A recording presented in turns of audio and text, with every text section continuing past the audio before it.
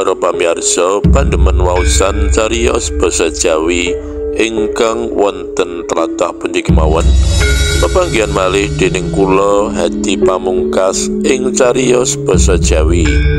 Purwakaning atur pambuka kula mugi panjenengan sedaya tansah pinayungan karahayon saking Gusti Kang Maha Kuwaos.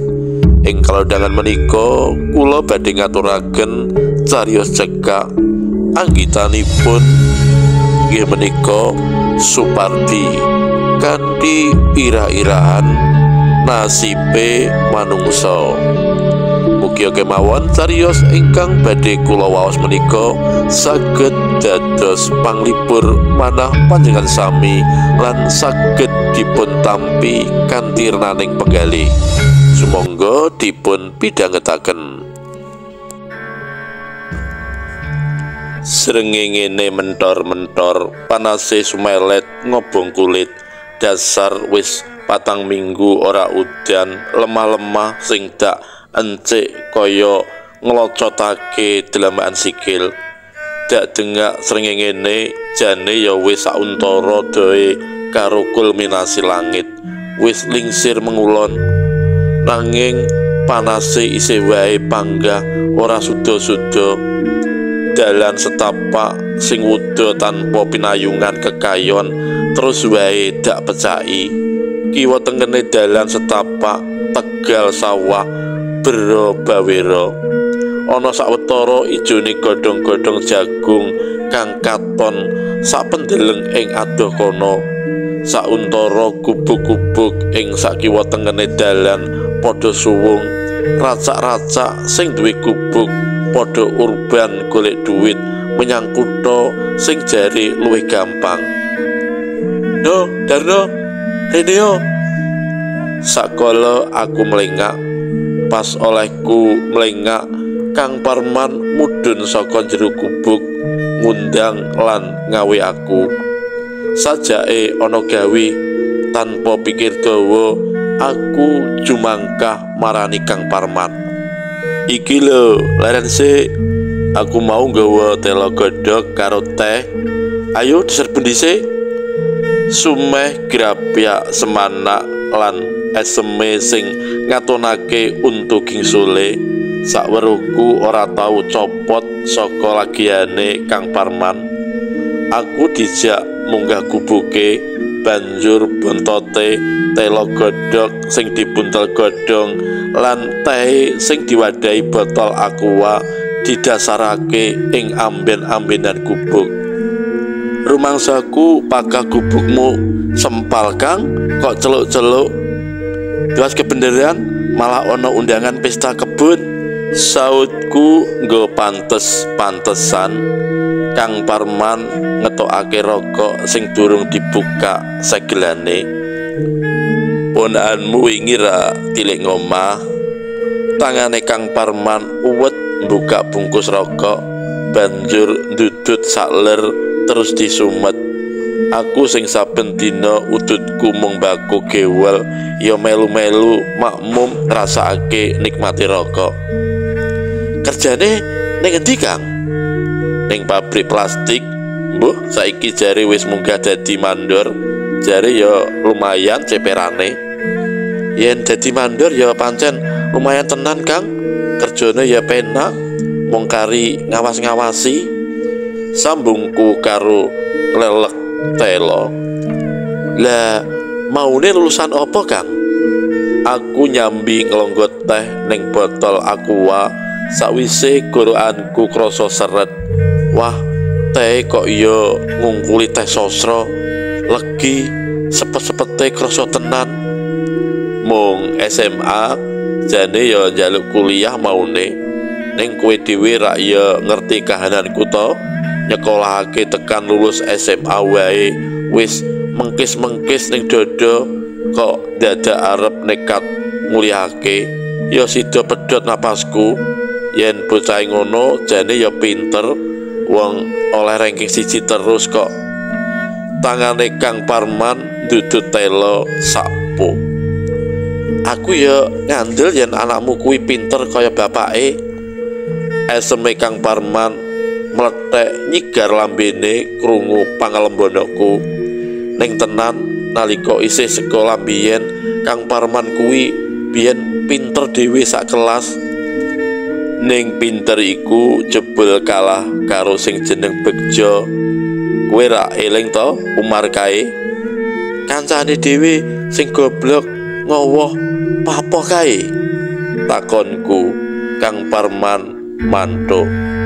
Pancen kabeh koncone sak kelas Umar kalebu aku lan Kang Parman padha ngarani yen Umar kuwi bocah sing paling bodho. Mosok nalika guru biologi takon kebo kuwi manak apa ngendhok, wangsulane jari ngendhok. Mesti bocah sak kelas padha ngguyu cekakaan kalebu Pak Guru kang kudune nesu. Lucu meneh yen wayahe nembang utawa nyanyi, tembang utawa lagu sembarang dengah iramane padha wae kaya wong menek saka ngisor mendhuwur tanpa cengkok nglujur. Dadi yen Umar giliran nembang utawa nyanyi padha karo ing kelasku ana dagelan. Nganti kaku ning weteng merga kemekelen. Malah Bu Guru Eni, guru kesenian, rikala lagi sepisanan krungu tembang lan nyanyane Umar merga saking ngempet guyu nganti melayu ning kamar mandi.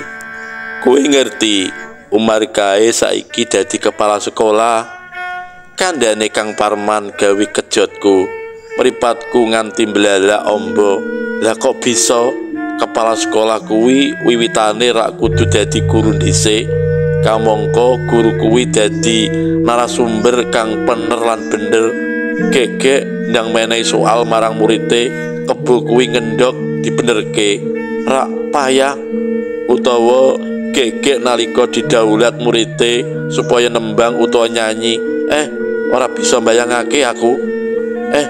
Lah sapa ngerti yen nembang utawa nyanyi dadi guyon ndang lagu dangdut utawa pop malah jagone sapa ngerti? Kok kowe ngerti yen dadi kepala sekolah sing menehi kabar sapa to, Kang? Banjur Kang Parman cerita biyen sak luluse saka SMP tawa bocah bodho kok ya bisa lulus.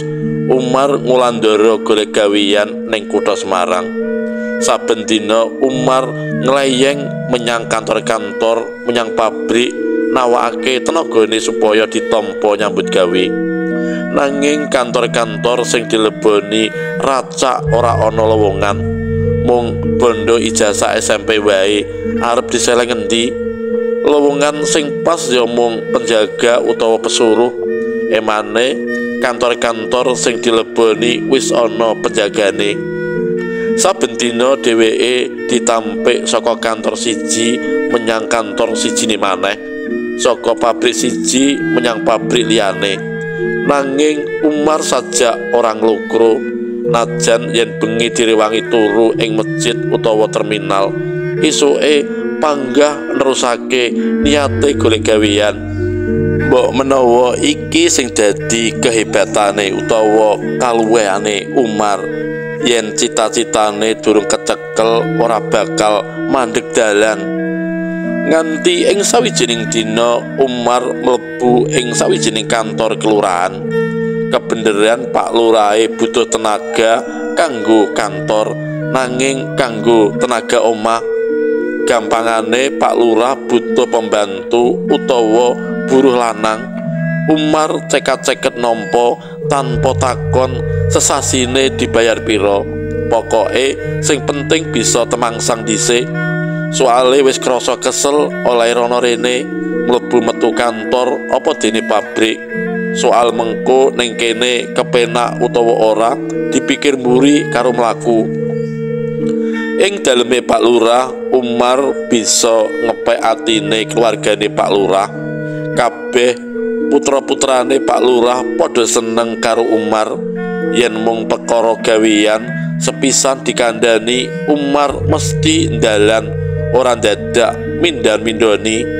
Soal mangan memangan, Umar ora tau protes piye-piye.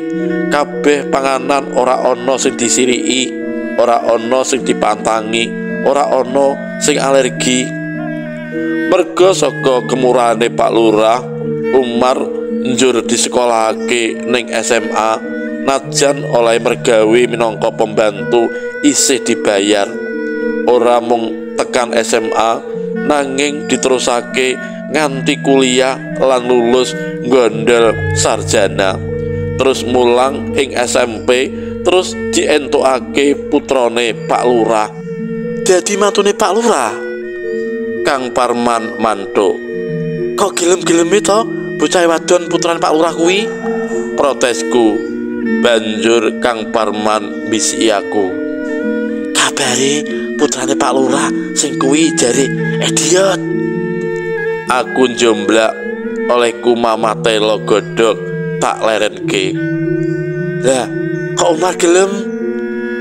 Jodoh rezeki pati kuwi wewenange Gusti Allah. Menungso ora bakal kuwawa nolak utawa ngemohi. Yen kon buka dalil bab kaya ngono kuwi, Kang Parman pancen jagone. Sing kurang siji, Kang. Sambungku rada keminter. Derajat lan pangkat kudune rak kowe ya Kang sing dadi kepala sekolah. Wong nalika sekolah mbiyen Umar kae pintere kalah adoh karo kowe. Kang Parman mung mesem kecut. Lah aku ora bisa nerusake sekolah tekan kuliah. Aku ora ngenger neng gone lurah kaya Umar. Mula akhire aku ya mung dadi wong tani gurem kaya kowe iki.